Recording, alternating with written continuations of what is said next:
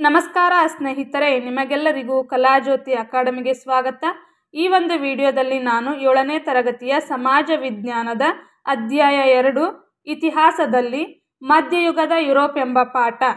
ಇದು ತುಂಬಾನೇ ಅದ್ಭುತವಾಗಿ 14 ಮತ್ತು 15ನೇ ಶತಮಾನದಲ್ಲಿ ಆದ ಯುರೋಪಿನ ಬಹುದೊಡ್ಡ ಬದಲಾವಣೆಗಳನ್ನು ಇವತ್ತು ನಾವು ಈ ಪಾಠದ ಮೂಲಕ ಕಲಿಯೋಣ.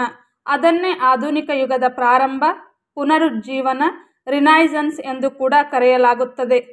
ಈ ಕಾಲದಲ್ಲಿ ಹೇಗೆ ಸಾಮಾಜಿಕ ಜೀವನದಲ್ಲಿ ಬದಲಾವಣೆಯಾಯಿತು, ಆರ್ಥಿಕ ವ್ಯವಸ್ಥೆಯಲ್ಲಿ ಬದಲಾವಣೆಯಾಯಿತು, ಹೇಗೆ ತಾಂತ್ರಿಕತೆ ಮುನ್ನೆಲೆಗೆ ಬಂತು, ಕಲೆ, ಚಿತ್ರಕಲೆ, ವಾಸ್ತುಶಿಲ್ಪ, ಶಿಲ್ಪಶಾಸ್ತ್ರ ಎಲ್ಲದರಲ್ಲಿಯೂ ಕೂಡ ಅಭೂತಪೂರ್ವವಾದ ಬದಲಾವಣೆಯಾದ ಕಾಲಘಟ್ಟದ ಕುರಿತು ನಾವು ಈ ಅಧ್ಯಾಯದ ಮೂಲಕ ತಿಳಿಯೋಣ. ಈ ಒಂದು ವಿಡಿಯೋ ನಿಮ್ಮ ಸ್ಪರ್ಧಾತ್ಮಕ ಪರೀಕ್ಷಾ ದೃಷ್ಟಿಯಿಂದ ಅತ್ಯಂತ ಉಪಯುಕ್ತವಾಗಿದೆ. ವಿಡಿಯೋಗೊಂದು ಲೈಕ್ ಮಾಡಿ, ವಿಡಿಯೋ ನಿಮ್ಮ ಸ್ನೇಹಿತರಿಗೂ ಕೂಡ ಶೇರ್ ಮಾಡಿ, ಚಾನಲ್ ಸಬ್ಸ್ಕ್ರೈಬ್ ಮಾಡಿ, ತಪ್ಪದೇ ಬೆಲ್ ಐಕಾನ್ ಕ್ಲಿಕ್ ಮಾಡಿ. ಪುನರುಜ್ಜೀವನ ಎಂದರೇನು? ಪುನರುಜ್ಜೀವನ ಎಂದರೆ ಮರುಹುಟ್ಟು, ರಿನೈಸನ್ಸ್. ಅಂದರೆ ಈಗಾಗಲೇ ಇರುವ ವ್ಯವಸ್ಥೆಯಲ್ಲಿ ಹೊಸ ಬದಲಾವಣೆಗಳನ್ನು ಸೃಷ್ಟಿಸಿಕೊಳ್ಳುವುದು. ಅದನ್ನೇ ನಾವು ರಿನೈಸನ್ಸ್, ಪುನರುಜ್ಜೀವನ ಎಂದು ಕರೆಯುತ್ತೇವೆ. ಪುನರುಜ್ಜೀವನವು ಸುಮಾರು ಸಾಮಾನ್ಯ ಶಕ 1400ರಿಂದ 1600ರ ಕಾಲಾವಧಿಯಲ್ಲಿ ಯುರೋಪಿನ ಸಾಹಿತ್ಯ, ಕಲೆ, ವಾಸ್ತುಶಿಲ್ಪ ಮತ್ತು ವಿಜ್ಞಾನ ಕ್ಷೇತ್ರಗಳಲ್ಲಿ ಆಗಿರುವ ಹಲವಾರು ವಿಶಿಷ್ಟ ಬೆಳವಣಿಗೆಗಳನ್ನು ಸೂಚಿಸುತ್ತದೆ. ಪುನರುಜ್ಜೀವನ ಚಳುವಳಿಯು ಬೌದ್ಧಿಕ ಮತ್ತು ಸಾಂಸ್ಕೃತಿಕ ಕ್ಷೇತ್ರದಲ್ಲಿ ಕಂಡುಬರುವ ಸೃಜನಶೀಲ ಬೆಳವಣಿಗೆಯನ್ನು ಅನಾವರಣ ಮಾಡುತ್ತದೆ. ನೋಡ್ರಿ, ಪುನರುಜ್ಜೀವನ ಕಾಲದೊಳಗ ಬೌದ್ಧಿಕ ಅಂದರೆ ಇಂಟೆಲೆಕ್ಚುವಲ್, ಜ್ಞಾನಾತ್ಮಕವಾದಂತಹ ಬದಲಾವಣೆ ಹಾಗೂ ಸಾಂಸ್ಕೃತಿಕ ಕ್ಷೇತ್ರದಲ್ಲಿ ಸಾಕಷ್ಟು ಸೃಜನಾತ್ಮಕ ಬದಲಾವಣೆಗಳು ಆಗಿರುವುದರ ಸೂಚಕವಾಗಿ ಪುನರುಜ್ಜೀವನದಲ್ಲಿ ಕಂಡುಬರುತ್ತೆ ನಮಗೆ. ನೆಕ್ಸ್ಟ್, ಈ ಚಳವಳಿಯು ಆ ಕಾಲದ ಬದಲಾವಣೆಗಳ ಬಹುಮುಖಿ ಸಂಕೀರ್ಣತೆಯನ್ನು ಒಳಗೊಂಡು ಯುರೋಪನ್ನು ಮಧ್ಯಯುಗದಿಂದ ಆಧುನಿಕ ಯುಗಕ್ಕೆ ಕೊಂಡೊಯ್ದಿತು. ಹಾಗಾದರೆ ಈ ಪುನರುಜ್ಜೀವನ ಚಳವಳಿ ಎಲ್ಲಿ ಆರಂಭ ಆಯಿತು? ಪುನರುಜ್ಜೀವನ ಚಳವಳಿಯು ಆರಂಭವಾಗಿದ್ದು ಇಟಲಿಯಲ್ಲಿ. ಯಾಕೆ ಇಟಲಿಯಲ್ಲಿ ಪುನರುಜ್ಜೀವನ ಚಳವಳಿ ಆರಂಭ ಆಯ್ತಪ್ಪ ಅಂದ್ರೆ, ಕಾನ್ಸ್ಟಾಂಟಿನೋಪಲ್ ನಗರದ ಪತನದ ನಂತರ ಯುರೋಪಿನಲ್ಲಿದ್ದಂತಹ ವಿದ್ವಾಂಸರು, ಜ್ಞಾನಿಗಳು, ಪಂಡಿತರು ಇಟಲಿ ದೇಶಕ್ಕೆ ಹಾಗೂ ಯುರೋಪಿನ ಇನ್ನಿತರ ಭಾಗಗಳಿಗೆ ವಲಸೆ ಬಂದರು. ಅಲ್ಲಿಂದ ಜ್ಞಾನವು ಇಲ್ಲಿ ವಲಸೆ ಬಂದಿದ್ದರಿಂದ ಪುನರುಜ್ಜೀವನ ಇಟಲಿಯಲ್ಲೇ ಪ್ರಾರಂಭವಾಯಿತು. ಪುನರುಜ್ಜೀವನದ ಲಕ್ಷಣಗಳು ಯಾವುವು? ಹಾಗಾದರೆ ಪುನರುಜ್ಜೀವನವು ಹಲವು ಲಕ್ಷಣಗಳನ್ನು ಹೊಂದಿದೆ. ಅವುಗಳಲ್ಲಿ ಮಾನವತಾವಾದ ಮತ್ತು ವೈಚಾರಿಕತೆ ಮುಖ್ಯವಾದುದು. ಪುನರುಜ್ಜೀವನ ಕಾಲದಲ್ಲಿ ಅಭಿಜಾತ ಭಾಷೆಗಳಾದ ಅಂದರೆ ಕ್ಲಾಸಿಕ್ ಲ್ಯಾಂಗ್ವೇಜಸ್ ಆದಂಥ ಗ್ರೀಕ್ ಮತ್ತು ಲ್ಯಾಟಿನ್ಗಳನ್ನು ತೊರೆದು ಸ್ಥಳೀಯ ದೇಶ ಭಾಷೆಯಲ್ಲಿ ಸಾಹಿತ್ಯ ರಚನೆ ಆದವು. ನೋಡ್ರಿ, ಪುನರುಜ್ಜೀವನದಕ್ಕಿಂತ ಪೂರ್ವದೊಳಗ ಲ್ಯಾಟಿನ್ ಮತ್ತು ಗ್ರೀಕ್ ಭಾಷೆಯಲ್ಲಿ ಸಾಹಿತ್ಯ ರಚನೆ ಆಕ್ಕಿತ್ತು. ಅದು ಜನರಿಗೆ ಅರ್ಥ ಆಗ್ತಿರ್ಲಿಲ್ಲ. ಫಾರ್ ಎಕ್ಸಾಂಪಲ್ ಹೇಳ್ಬೇಕಂದ್ರೆ, ನಮ್ಮ ಭಾರತ ದೇಶದೊಳಗೆ ಸಂಸ್ಕೃತವು ಅತ್ಯಂತ ಉನ್ನತವಾದ ಭಾಷೆ ಆಗೈತಿ. ಆದರೆ ಸಂಸ್ಕೃತದಲ್ಲಿ ಸಾಹಿತ್ಯ ರಚನೆ ಮಾಡಿದ್ರೆ ಎಲ್ಲ ಜನರಿಗೂ ಕೂಡ ಅದು ಅರ್ಥ ಆಗಲ್ಲ.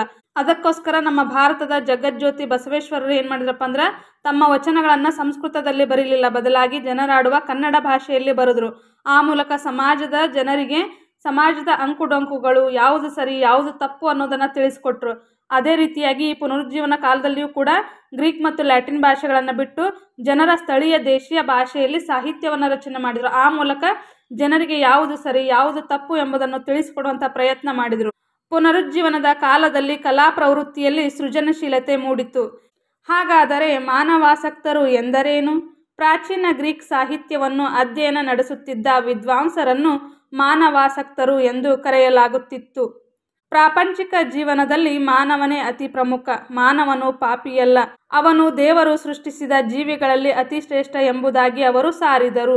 ನೋಡ್ರಿ, ಮಾನವಾಸಕ್ತರು ಹೀಗೆ ಹೇಳಿದ್ರು. ಆದರೆ ಆ ಕಾಲದ ಧಾರ್ಮಿಕ ನಂಬಿಕೆಗಳು, ಆಚರಣೆಗಳು ಹೇಗಿದ್ವಪ್ಪ ಅಂದ್ರೆ, ಮಾನವನು ಪಾಪಗಳನ್ನು ಮಾಡಿದರೆ ನರಕಕ್ಕೆ ಹೋಗ್ತಾನೆ, ಪುಣ್ಯವನ್ನು ಮಾಡಿದರೆ ಸ್ವರ್ಗಕ್ಕೆ ಹೋಗ್ತಾನೆ ಅನ್ನುವಂಥ ಧಾರ್ಮಿಕ ನಂಬಿಕೆಗಳಿದ್ವು.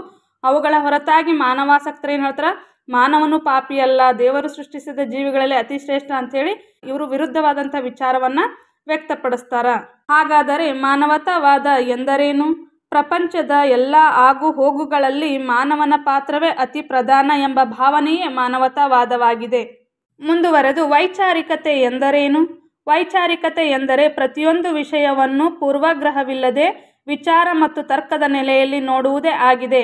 ನೋಡ್ರಿ, ಯಾವುದೇ ಒಂದು ವಿಚಾರವನ್ನು ಪೂರ್ವಗ್ರಹವಿಲ್ಲದೆ ವಿಚಾರದ ನೆಲೆಯಲ್ಲಿ ಮತ್ತು ತರ್ಕದ ಹಿನ್ನೆಲೆಯಲ್ಲಿ ಯಾವ ವಿಚಾರವನ್ನು ನಾವು ಸತ್ಯ ಅಂತ ಪರಿಗಣಿಸ್ತೀವೋ ಅದಕ್ಕೆ ನಾವು ವೈಚಾರಿಕತೆ ಅಂತ ಕರಿತೀವಿ. ಅದು ಪುನರುಜ್ಜೀವನ ಕಾಲದಲ್ಲಿ ಸ್ವರ್ಗ, ನರಕ ಮತ್ತು ಪರಲೋಕದ ಚಿಂತನೆಯನ್ನು ಪೂರ್ಣವಾಗಿ ಬಿಟ್ಟು ಇಹಲೋಕದ ವಿಷಯಗಳ ಬಗ್ಗೆ ತೀವ್ರ ಒಲವು ಮೂಡಿಸಿಕೊಂಡಿತ್ತು. ಪ್ರಸ್ತುತ ಬದುಕಿಗೆ ಹೆಚ್ಚು ಒತ್ತನ್ನು ನೀಡಲಾಯಿತು. ಸತ್ಯವೆಂದು ಕಂಡು ಬಂದರೆ ಮಾತ್ರ ಒಪ್ಪಿಕೊಳ್ಳುವುದಾಗಿದೆ. ಹಾಗಾದರೆ ಪುನರುಜ್ಜೀವನದ ಕಾರಣಗಳು ಯಾವುವು? ಈ ಒಂದು ಪುನರುಜ್ಜೀವನ ನಡಿಬೇಕಾದ್ರೆ ಏನು ಕಾರಣ? ಯಾಕೆ ಈ ಪುನರುಜ್ಜೀವನ ನಡೀತಪ್ಪ ಅಂದ್ರೆ, ಒಂದನೇದ್ದು ವಿಚಾರ ಸ್ವಾತಂತ್ರ್ಯ ಪುನರುಜ್ಜೀವನದ ಪ್ರಧಾನ ಕಾರಣವಾಯಿತು. ಮೊದಲನೇ ಪಾಯಿಂಟ್ ಏನಪ್ಪ ಅಂದ್ರೆ ವಿಚಾರ ಸ್ವಾತಂತ್ರ್ಯವೇ ಈ ಒಂದು ಪುನರುಜ್ಜೀವನದ ಪ್ರಧಾನ ಕಾರಣ. ನೆಕ್ಸ್ಟ್ ಎರಡನೇದು ಏನಪ್ಪ ಅಂದ್ರೆ ಕಾನ್ಸ್ಟಾಂಟಿನೋಪಲ್ ನಗರದ ಮೇಲೆ ಆಕ್ರಮಣ. ಸಾಮಾನ್ಯ ಶಕ 1453 ಕಾನ್ಸ್ಟಾಂಟಿನೋಪಲ್ ನಗರದ ಆಕ್ರಮಣವಾಯಿತು. ಈ ಆಕ್ರಮಣವಾದ ನಂತರ ಇಲ್ಲಿದ್ದಂಥ ವಿದ್ವಾಂಸರು, ಬುದ್ಧಿಜೀವಿಗಳು, ಜ್ಞಾನಿಗಳು ಏನು ಮಾಡಿದ್ರು, ಇಟಲಿ ಹಾಗೂ ಯುರೋಪಿನ ಇತರ ಭಾಗಗಳಿಗೆ ವಲಸೆ ಹೋದರು. ಆ ಮೂಲಕ ಏನಾಯಿತು, ಈ ಒಂದು ಪುನರುಜ್ಜೀವನ ಆರಂಭವಾಯಿತು. ನೆಕ್ಸ್ಟ್ ಭೌಗೋಳಿಕ ಅನ್ವೇಷಣೆಗಳ ಪ್ರಭಾವ. ಭೌಗೋಳಿಕವಾಗಿ ಬೇರೆ ಬೇರೆ ಪ್ರದೇಶಗಳನ್ನು, ಹೊಸ ಹೊಸ ಪ್ರದೇಶಗಳನ್ನು ಕಂಡುಹಿಡಿಯೋದ್ರ ಮೂಲಕ ಪುನರುಜ್ಜೀವನಕ್ಕೆ ಇದು ಒಂದು ಪ್ರಮುಖವಾದ ಕಾರಣವಾಯಿತು. ನೆಕ್ಸ್ಟ್ ಮುದ್ರಣ ಯಂತ್ರದ ಶೋಧ. ಯಾವಾಗ ಮುದ್ರಣ ಯಂತ್ರದ ಆವಿಷ್ಕಾರ ಆಯಿತು ಆವಾಗ ಜ್ಞಾನವು ಸಾಕಷ್ಟು ಜನರಿಗೆ ಹಂಚಿಕೆಯಾಯಿತು. ಹಲವಾರು ವಿಚಾರಗಳು ಜನರಿಗೆ ತಲುಪಿದವು. ಯಾವುದು ಸರಿ ಯಾವುದು ತಪ್ಪು ಎಂಬುದು ಗೊತ್ತಾಯಿತು. ಇದು ಕೂಡ ಪುನರುಜ್ಜೀವನದ ಒಂದು ಪ್ರಮುಖ ಕಾರಣವಾಗಿದೆ. ನೆಕ್ಸ್ಟ್ ಶಿಕ್ಷಣದ ಪ್ರಸರಣ ಅತಿ ವಿಶೇಷವಾಗಿತ್ತು. ಈ ಒಂದು ಕಾಲಘಟ್ಟದಲ್ಲಿ ಶಿಕ್ಷಣವು ಅತ್ಯಂತ ಹೆಚ್ಚು ವ್ಯಾಪಕವಾಗಿ ಪ್ರಚಾರವಾಯಿತು. ಎಲ್ಲರೂ ಶಿಕ್ಷಣವನ್ನು ಪಡೆದುಕೊಳ್ಳುವಂತೆ ಆಗಿದ್ದು ಒಂದು ಪುನರುಜ್ಜೀವನಕ್ಕೆ ಪ್ರಮುಖ ಕಾರಣ. ನೋಡ್ರಿ, ಜನರಲ್ಲಿ ವಿಚಾರ ಸ್ವಾತಂತ್ರ್ಯ ಬಂತು, ಭೌಗೋಳಿಕ ಅನ್ವೇಷಣೆ ಆಯಿತು, ಮುದ್ರಣ ಯಂತ್ರದ ಶೋಧ ಆಯಿತು, ಶಿಕ್ಷಣದ ಪ್ರಸಾರ ಆಯಿತು. ಇದೆಲ್ಲವೂ ಆದಮೇಲೆ ಸಹಜವಾಗಿಯೇ ಉಳಿಗಮಾನ್ಯ ಪದ್ಧತಿ ಅವನತಿಯಾಯಿತು. ಉಳಿಗಮಾನ್ಯ ಪದ್ಧತಿ ನಿರ್ಮೂಲನೆಯನ್ನು ಪಡೆದುಕೊಂಡಿತು. ಇದೆಲ್ಲವೂ ಕೂಡ ಪುನರುಜ್ಜೀವನದ ಪ್ರಮುಖ ಕಾರಣಗಳಾಗಿವೆ. ನೆಕ್ಸ್ಟ್ ಕಾನ್ಸ್ಟಾಂಟಿನೋಪಲ್ ನಗರದ ಮೇಲಿನ ಆಕ್ರಮಣ. 15ನೇ ಶತಮಾನದ ಮಧ್ಯಭಾಗದಲ್ಲಿ ಅಂದರೆ ಸಾಮಾನ್ಯ ಶಕ 1453 ಟರ್ಕರ ಸುಲ್ತಾನ ಮೊಹಮ್ಮದನು ಪೂರ್ವ ರೋಮನ್ ಸಾಮ್ರಾಜ್ಯದ ರಾಜಧಾನಿಯಾಗಿದ್ದ ಕಾನ್ಸ್ಟಾಂಟಿನೋಪಲ್ ನಗರದ ಮೇಲೆ ಆಕ್ರಮಣ ನಡೆಸಿದನು. ಈ ಆಕ್ರಮಣದಲ್ಲಿ ಟರ್ಕರು ಚಕ್ರವರ್ತಿ ಕಾನ್ಸ್ಟಂಟೈನನಿಂದ ಈ ನಗರವನ್ನು ವಶಪಡಿಸಿಕೊಂಡರು. ಇಲ್ಲಿ ಗಮನಿಸಬೇಕಾದ ಅಂಶವೇನೆಂದರೆ, ಸಾಮಾನ್ಯ ಶಕ 1453ಕ್ಕಿಂತ ಹಿಂದೆ 11 ಶತಮಾನಗಳ ಕಾಲ ಈ ನಗರವು ಪ್ರಸಿದ್ಧ ವಿದ್ಯಾರ್ಜನೆಯ ಕೇಂದ್ರವಾಗಿತ್ತು. ಹೀಗೆ ಕಲಿಕೆಯು ಕಾನ್ಸ್ಟಾಂಟಿನೋಪಲ್ನಿಂದ ಇಟಲಿಗೆ ಸ್ಥಳಾಂತರಗೊಂಡಿತು. ಇದು ಪುನರುಜ್ಜೀವನಕ್ಕೆ ಪ್ರೇರಣೆ ನೀಡಿತು. ಜೊತೆಗೆ ಅದೇ ಕಾಲದಲ್ಲಿ ನಡೆದ ಭೌಗೋಳಿಕ ಅನ್ವೇಷಣೆಗಳಿಂದ ಯುರೋಪಿಯನ್ನರ ಸಂಪತ್ತು ಹೆಚ್ಚಿತು. ನೆಕ್ಸ್ಟ್ ಪಾಯಿಂಟ್, ಭಾರತ, ಅಮೆರಿಕ ಮುಂತಾದ ದೇಶಗಳಿಗೆ ಸಮುದ್ರ ಮಾರ್ಗವನ್ನು ಕಂಡುಹಿಡಿದರು. ಇದು ಯುರೋಪನ್ನು ವಸಾಹತುಶಾಹಿ ಶಕ್ತಿಯನ್ನಾಗಿ ಬದಲಾಯಿಸಿತು.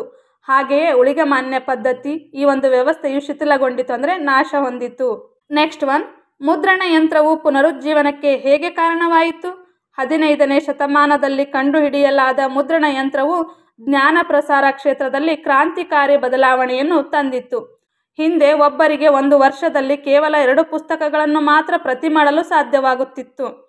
ನೆಕ್ಸ್ಟ್ ಮುದ್ರಣ ಯಂತ್ರದ ಸಹಾಯದಿಂದ ಒಂದೇ ವರ್ಷದಲ್ಲಿ ಪುಸ್ತಕವೊಂದರ 24,000 ಪ್ರತಿಗಳನ್ನು ಮುದ್ರಿಸಬಹುದಾಗಿತ್ತು. ನೋಡ್ರಿ, ಹಿಂದೆ ಕೇವಲ ಒಂದು ವರ್ಷಕ್ಕೆ 2 ಪುಸ್ತಕವನ್ನು ಮಾತ್ರ ಪ್ರಕಟ ಮಾಡ್ತಿದ್ರು. ಯಾವಾಗ ಮುದ್ರಣ ಯಂತ್ರ ಬಂತು ಆವಾಗ ಒಂದು ವರ್ಷಕ್ಕೆ 24,000 ಪ್ರತಿಗಳನ್ನು ಮುದ್ರಿಸಬಹುದಾಯಿತು. ಮುದ್ರಿತ ಪುಸ್ತಕಗಳ ಬೆಲೆ ಕಡಿಮೆಗೊಂಡು ಅವುಗಳ ಬೇಡಿಕೆ ಹೆಚ್ಚಾಯಿತು. ಮುದ್ರಣವು ಕೈಬರಹಕ್ಕಿಂತ ಹೆಚ್ಚು ಸ್ಪಷ್ಟವೂ ಸುಂದರವೂ ಆಯಿತು. ಓದುವ ಆಸಕ್ತಿ ಇದ್ದವರೆಲ್ಲರಿಗೂ ಸುಲಭವಾಗಿ ಪ್ರತಿಗಳು ದೊರೆಯುವಂತಾಯಿತು. ನೋಡ್ರಿ, ಈ ಚಿತ್ರದಲ್ಲಿ ಕಾಣಿಸುತ್ತಲ್ಲ, ಇದೇ ಗುಟನ್ಬರ್ಗ್ ರವರು ಕಂಡುಹಿಡಿದಂಥ ಮುದ್ರಣ ಯಂತ್ರ. ಈ ಮುದ್ರಣ ಯಂತ್ರವು ಸಾಕಷ್ಟು ಕ್ರಾಂತಿಕಾರಿ ಬದಲಾವಣೆಯನ್ನು ಉಂಟು ಮಾಡಿತು ಅಂತಲೇ ಹೇಳಬಹುದು. ಸಾಮಾನ್ಯ ಶಕ 1450 ಸುಮಾರಿಗೆ ಜರ್ಮನಿಯ ಜಾನ್ ಗುಟೆನ್ಬರ್ಗ್ ಎಂಬುವವನು ಮೈನ್ಸ್ ಎಂಬ ಪಟ್ಟಣದಲ್ಲಿರುವ ತನ್ನ ಮುದ್ರಣಾಲಯದಲ್ಲಿ ಚಲಿಸುವ ಅಚ್ಚಿನ ಮೊಳೆಗಳನ್ನು ಬಳಸಿದರು. ಇದಕ್ಕೆ ಮೊದಲು ಪಡಿ ಅಚ್ಚುಗಳನ್ನು ಉಪಯೋಗಿಸಲಾಗುತ್ತಿತ್ತು. ಹೊಸ ಹೊಸ ತಂತ್ರಜ್ಞಾನವು ಮಿಂಚಿನ ವೇಗದಲ್ಲಿ ಇಡೀ ಯುರೋಪಿನಲ್ಲಿ ಹಬ್ಬಿತು. ಇದನ್ನು ಎಲ್ಲ ವಿದ್ವಾಂಸರು, ಪೋಪರು ಸ್ವಾಗತಿಸಿದರು. ನೆಕ್ಸ್ಟ್ ವಿಲಿಯಂ ಕ್ಯಾಕ್ಸ್ಟನ್ ಎಂಬುವವರು ಸಾಮಾನ್ಯ ಶಕ 1477 ಇಂಗ್ಲೆಂಡಿನಲ್ಲಿ ಸುಧಾರಿತ ಮುದ್ರಣ ಯಂತ್ರವನ್ನು ಸ್ಥಾಪಿಸಿದರು. ಸಾಹಿತ್ಯ ಕ್ಷೇತ್ರಕ್ಕೆ ಪುನರುಜ್ಜೀವನ ನೀಡಿದ ಕೊಡುಗೆಗಳೇನು? ಸಾಹಿತ್ಯ ಕ್ಷೇತ್ರಕ್ಕೆ ಹೇಗೆ ಪುನರುಜ್ಜೀವನ ಕೊಡುಗೆಯನ್ನು ನೀಡಿತು? ಪುನರುಜ್ಜೀವನ ಕಾಲದಲ್ಲಿ ದೇಶ ಭಾಷೆ ಅಥವಾ ಸ್ಥಳೀಯ ಭಾಷೆಗಳಲ್ಲಿ ಸಾಹಿತ್ಯ ರಚನೆಗೊಂಡಿತು. ಪರಿಣಾಮವಾಗಿ ಜನರ ಆಡುಭಾಷೆಗಳು ವಿಕಾಸ ಹೊಂದಿದವು. ಅನೇಕ ಲೇಖಕರು ಈ ಕಾಲದಲ್ಲಿ ವಿವಿಧ ಸಾಹಿತ್ಯ ಕೃತಿಗಳನ್ನು ರಚನೆ ಮಾಡಿದರು. ನೋಡ್ರಿ, ಈ ಕಾಲದೊಳಗೆ ಸ್ಥಳೀಯ ಭಾಷೆಗಳಾದ ಜರ್ಮನ್ ದೇಶದಲ್ಲಿ ಜರ್ಮನಿ ಭಾಷೆ, ಇಟಲಿಯಲ್ಲಿ ಇಟಾಲಿಯನ್ ಭಾಷೆ, ಫ್ರಾನ್ಸ್ನಲ್ಲಿ ಫ್ರೆಂಚ್ ಭಾಷೆ, ಹೀಗೆ ಸ್ಥಳೀಯ ಭಾಷೆಯಲ್ಲಿ ಸಾಹಿತ್ಯ ರಚನೆಯಾಗಿದ್ದು ಹೆಚ್ಚು ಉಪಯುಕ್ತವಾಯಿತು ಹಾಗೂ ಸ್ಥಳೀಯ ಜನರಿಗೆ ಅದು ಹೆಚ್ಚು ವಿಷಯ ಅರ್ಥವಾಯಿತು. ಹೀಗೆ ಸ್ಥಳೀಯ ಭಾಷೆಯಲ್ಲಿ ಸಾಹಿತ್ಯ ರಚನೆ ಮಾಡಿದ ಮೊದಲಿಗರಂದ್ರೆ ಫ್ರಾನ್ಸಿಸ್ಕೋ ಪೆಟ್ರಾರ್ಕ್. ಆದ್ದರಿಂದ ಇವರನ್ನು ಮಾನವತಾವಾದದ ಮೊದಲ ಪಿತಾಮಹ ಅಂತ ಕೂಡ ಕರೀತಾರೆ. ಪೆಟ್ರಾರ್ಕನಿಗೆ ಪ್ರಾಚೀನ ಗ್ರೀಕ್ ಮತ್ತು ರೋಮನ್ ಸಾಹಿತ್ಯದ ಮೇಲೆ ಅತೀವ ಅಭಿಮಾನವಿತ್ತು. ಪೆಟ್ರಾರ್ಕ್ ರವರ ಭಾವಗೀತೆ ಮತ್ತು ಕಾವ್ಯಗಳು ಹೆಚ್ಚು ಪ್ರಸಿದ್ಧಿಯನ್ನು ಪಡೆದವು. ಯುವ ಸಾಹಿತಿಗಳು ಈತನಿಂದ ಪಡೆದ ಸ್ಫೂರ್ತಿ ಗಮನಾರ್ಹವಾದುದು. ಡಾಂಟೆ ಇಟಲಿಯ ಮಹಾಕವಿ. ದ ಡಿವೈನ್ ಕಾಮಿಡಿ ಆತನ ಮಹಾಕಾವ್ಯವಾಗಿದೆ. ನೆಕ್ಸ್ಟ್ ಒನ್ ಬೊಕ್ಕಾಶಿಯೋ ಒಬ್ಬ ಕುಶಲ ಕಥೆಗಾರ. ಡೆಕಮರೇನ್ ಆತನ ಶ್ರೇಷ್ಠ ಸಾಹಿತ್ಯ ಕೃತಿಯಾಗಿದೆ. ಫ್ರೆಂಚ್ ಗದ್ಯ ಸಾಹಿತ್ಯಕ್ಕೆ ಒಂದು ಹೊಸ ಶೈಲಿಯನ್ನು ಕೊಟ್ಟವನೆಂದರೆ ಮತ ಸುಧಾರಕನಾದ ಜಾನ್ ಕ್ಯಾಲ್ವಿನ್.